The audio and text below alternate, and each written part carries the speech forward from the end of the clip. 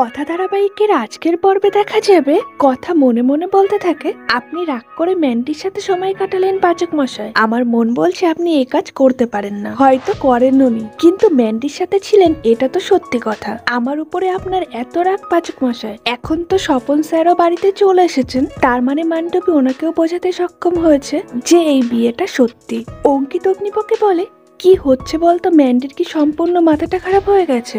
অগ্নিম বলে, আমি জানি না। তিমির বলে, জানি না বললে তো হবে না, এটা নিয়ে একটা বড়সড় ঝামেলা হতে চলেছে। তোদের মধ্যে রাগ থাক যাই থাক, কথা তো তোর স্ত্রী, এটা নিয়ে একটা আইনি সমস্যা তৈরি হবে। প্রত্যয় বলে, কি আইনি সমস্যা তৈরি হবে? একটা বিয়ে থাকলে আর একটা বিয়ে হতে পারে না, এটা কি কারোর অজানা?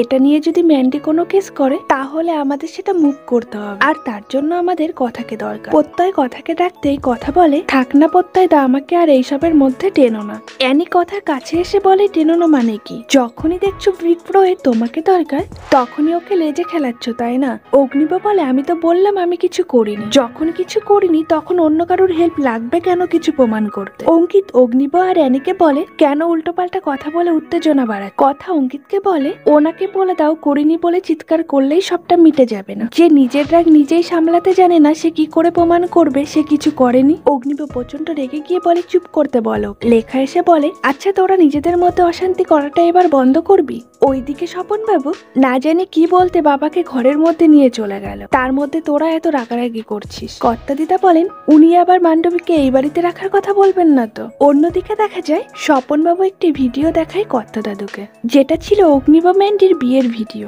অগ্নিব মনে মনে বলতে থাকে, সব হয়েছে এই গোবর দেবীর জন্য, আমাকে এমন চটিয়ে দিল সেদিন যে নিজেই চটে গেলাম। কথা আপন মনে বলতে থাকে, আমি আপনাকে আমার সমাবর্তনের দিন কত করে পাশে চেয়েছিলাম, আপনি তো আমার অনুপ্রেরণা হয়ে আমাকে পরীক্ষাটা দিতে দিয়েছিলেন, আর আপনি কিনা রাগ করে সেখানে না এসে কি করলেন? এটা আপনি মান্ডবীর সঙ্গে ছিলেন। আমার অভিমানটা এখানেই হচ্ছে পাচক মশাই, আমি তো আপনাকে অবিশ্বাস করতে চাইছি না। এরপর অগ্নিব অঙ্কিত প্রত্যয়কে বলে, এক্ষুনি চল ম্যান্ডিকে টেনে তুলবো, আমি জানতে চাই ও কেন এত মিথ্যে কথা বলছে আমার নাম। কর্তা দিদা কথার কাছে এসে বলে, তুমি আমার অগ্নি দাদু ভাইকে অবিশ্বাস করো না তো? কথা বলে, আমি কি বলি বলো তো কর্তা দিদা, কোন মেয়ে চাই তার সাথে এরকম হোক? অন্যদিকে দেখা যায় ম্যান্ডি চিত্রাকে বলে, কেমন অভিনয় করলাম? চিত্রা বলে, তোমার এরকম অভিনয় দেখে আমার তোমার ওপর ভরসা দ্বিগুণ বেড়ে গেল। তুমি যদি এরকম অভিনয় করতে থাকো তাহলে কথাকলি কু হয়ে এই বাড়ি থেকে আউট হয়ে যাবে, আর তারপর তুমি এই বাড়িতে থাকবে। ম্যান্ডি প্রচন্ড খুশি হয়ে যায়। চিত্রা ম্যান্ডিকে বলে, আমার কথা অনুযায়ী অ্যাক্টিং করবে, কারণ নিজে যদি তুমি করতে যাও অ্যাক্টিংটা তাহলে তুমি ধ্যারাবে, আমি জানি। অগ্নিব এসে বাইরে থেকে ডাকতেই চিত্রা ম্যান্ডি প্রচন্ড ঘাবড়ে যায়। এরপর চিত্রা অগ্নিবকে বলে, আমি ভাবতে পারছি না এটা তুই করেছিস অগ্নি, গ্রহবাড়ির মান সম্মান সব মাটিতে মিশিয়ে দিলি। অগ্নিব ম্যান্ডিকে ধমক দিয়ে বলে, তুই কেন সবাইকে মিথ্যা কথা বলছিস আমি তোকে বিয়ে করেছি? ম্যান্ডি অগ্নিকে বলে, দাদায়ের কাছে যে ভিডিওটা আছে সেটা তুমি দেখো, কাল রাতে আমাদের বিয়ে হয়েছে, এটা মিথ্যে নয়, তুমি আমাকে ভালোবাসো। প্রত্যয় ম্যান্ডিকে বলে, এই বিয়েটা বিয়ে বলে গ্রাহ্য হবে না, তুই এটা ভালো করেই জানিস। ম্যান্ডি অগ্নিবকে বলে, এভি তাহলে আমি চলে যাব?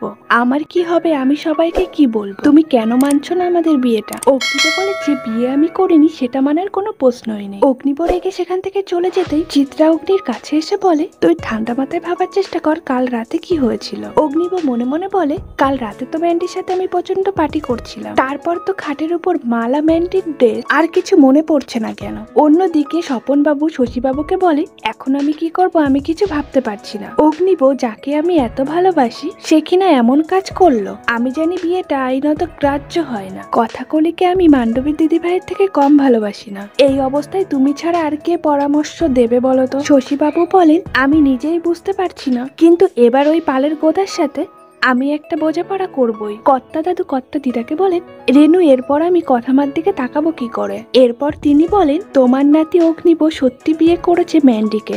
বাড়ির সবাই প্রচন্ড টেনশনে পড়ে যায়। কথা মনে মনে বলতে থাকে, কি হচ্ছেটা কি?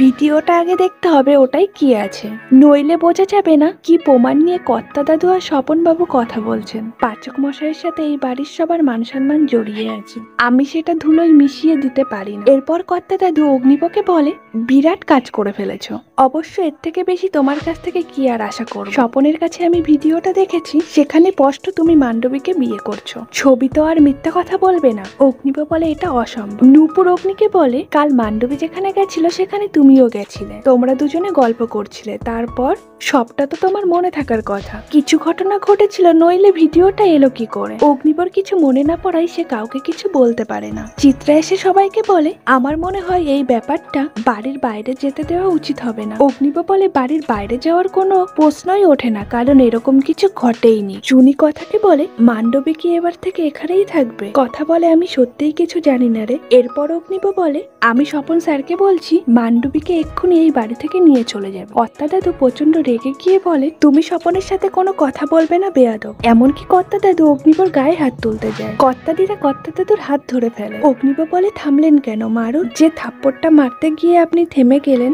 সেটা কেন জানেন? কারণ আপনি জানেন আমার ওপর আপনার কোনো অধিকার নেই, না শাসনের অধিকার না ভালোবাসার অধিকার। এই বাড়িতে যদি কারোর আমার উপর অধিকার থেকে থাকে সেটা শুধুমাত্র আমার মায়ের ছিল। তারপর অগ্নিব সেখান থেকে চলে যায়। কর্তা দাদু বলেন একটা কথা আমি সবাইকে জানিয়ে দিচ্ছি, আমি কথামার গায়ে কোনো আঁচ আসতে দেব না। এরপর কেউ যদি কথামার বিরুদ্ধে একটা কথা বলেছে তার সঙ্গে আমার এই বাড়ির সব সম্পর্ক শেষ। কর্তা দাদু প্রচন্ড উত্তেজিত হয়ে সেখান থেকে চলে যায়। কথা আপন মনে বলতে থাকে আমার বিরুদ্ধে তো একজনই কথা বলতে পারেন কর্তা দাদু, আপনার না, আর তার সাথেই আপনার সম্পর্ক শেষ হয়ে যাবে সেটা আমি চাই না। এরপর অগ্নিব কায়দাকানন্দের বলে তোরাও আমাকে অবিশ্বাস করছিস। প্রত্যয় বলে কাল রাতে কি হয়েছে সেটার উত্তর একমাত্র তোর কাছেই আছে, সেটা একবার মনে করার চেষ্টা কর। কিছু মনে না পারায় অগ্নিব প্রচন্ড বিরক্ত হয়ে যায়। কথা জুনিয়র ঋতুকে বলে পাচক মশাই আশকারা দিয়ে মান্ডবীকে মাথায় তুলেছে, সেই জন্যই আজ এই দিনটা এলো। আমি তো অনেকদিন আগেই মান্ডবীর আসল চেহারাটা সবাইকে দেখিয়েছিলাম, কিন্তু তারপরেও পাচক মশাই ওকে নিজের কাজের সাথে জড়িয়েছেন, নিজের জীবনের সাথেও জড়িয়েছে। ফল তো ভোগ করতেই হবে এবার। আমি না খুব ভালো করে বুঝতে পারছি মান্ডবী বড় কোনো ঘটনা ঘটিয়েছে, কিন্তু কি করেছে সেটাই ধরতে পারছি না। ও সবাইকে বিশ্বাস করাতে সক্ষম হয়েছে সত্যিই পাচক মশাই ওকে বিয়ে করেছে। জুনি বলে এখন কি করবি বলতো? কথা বলে এখন গিয়ে মান্ডবীকে তেড়ে গিয়ে কিছু জিজ্ঞাসা করি তাহলে ও আবার অজ্ঞান হয়ে যাবে, আর ও এটাও বুঝতে পারবে আমি বিশ্বাস করছি না যে পাচক মশাই সত্যিই ওকে বিয়ে করেছে। আমার মনে হয় একবার পাচক মশাইয়ের সাথে কথা বলা দরকার, আর কায়দা কানুনের সাথেও, কিন্তু তার আগেও আমাদের ভিডিওটা দেখা দরকার। এরপর স্যান্ডি আসে ভিডিও নিয়ে। ভিডিওতে দেখা যায় ম্যান্ডি না চাইতেও অগ্নিব হাসি মুখে ম্যান্ডিকে বিয়ে করছে। ভিডিওটি দেখে প্রচন্ড ভেঙে পড়ে অগ্নিব। অঙ্কিত কথাকে ডেকে বলে আমি বিশ্বাস করি না বিগ ব্রো এ কাজ করতে পারে, কিন্তু তোমার যদি কিছু বলার থাকে তুমি বলতে পারো। অগ্নিব বলে বলার আর কি আছে আক্কি, সবাই আমাকে অবিশ্বাস করছে, তোরাও আমাকে অবিশ্বাস করছিস। আসলে আমি বিশ্বাস করাতে পারবো না এই ভিডিওতে যা যা দেখানো হচ্ছে এর কোনোটাই আমার মনে নেই। নিজেকে নির্দোষ প্রমাণ করার মতো কোনো উপায়ও আমার জানা নেই। কথা আপন মনে বলে আমি তো আপনাকে অবিশ্বাস করতে চাই না। আমি এটা মানতে পারছি না আমার উপর রাগ করে আপনি মান্ডবীর সাথে সময় কাটালেন, আর এখন আপনাকে সবার চোখে এত ছোট হতে দেখতে পাচ্ছি না। আমি বুঝতে পারছি কোথাও একটা বড় কোনো কারসাজি আছে, যেটা আমাকে খুঁজে বার করতেই হবে প্রমাণ সহ। এরপর দেখা যায় চিত্রা অগ্নিবর বাবাকে বলে আমার মনে হয় অগ্নি কথার উপর রাগ করে এই বিয়েটা করেছে, আর মান্ডবীকে কিছুদিন এই বাড়িতেই থাকতে দিন, তাহলে ব্যাপারটা কন্ট্রোলে থাকবে। যদি ব্যাপারটা বাড়ির বাইরে চলে যায় তাহলে আর আমরা ব্যাপারটা চাপা দিতে পারবো। অগ্নিবর বাবা প্রচন্ড টেনশনে পড়ে যায়, তিনি কি করবেন কি বলবেন কিছু বুঝে উঠতে পারে না। এরপর চিত্রা ম্যান্ডির কাছে গিয়ে বলে যাতে তুমি পুরোপুরি এই বাড়িতে থাকতে পারো সেই ব্যবস্থা আমি করে এসেছি। ম্যান্ডি প্রচন্ড খুশি হয়ে যায়। এরপর চিত্রা মনে মনে বলে অগ্নির মাকে দাঁড়িয়েছি, এবার অগ্নির বইয়ের পালা, দেখি কথা কলি কহ তুমি কিভাবে এই বাড়িতে থাকতে পারো। ম্যান্ডি বলে এবারে গোবর দেবী বুঝবে ম্যান্ডির সাথে লাগলে কি হয়। পরীক্ষায় ভালো রেজাল্ট করে কোনো লাভ নেই, জীবনের রেজাল্টে তোকে ডাহা ফেল করতে হবে গোবর দেবী। ভিডিওটি ভালো লাগলে অবশ্যই লাইক কমেন্ট শেয়ার করবেন। ডেইলি নিত্য নতুন ভিডিও পেতে ছায়াছবির জগৎ চ্যানেলটিকে সাবস্ক্রাইব করতে ভুলবেন না।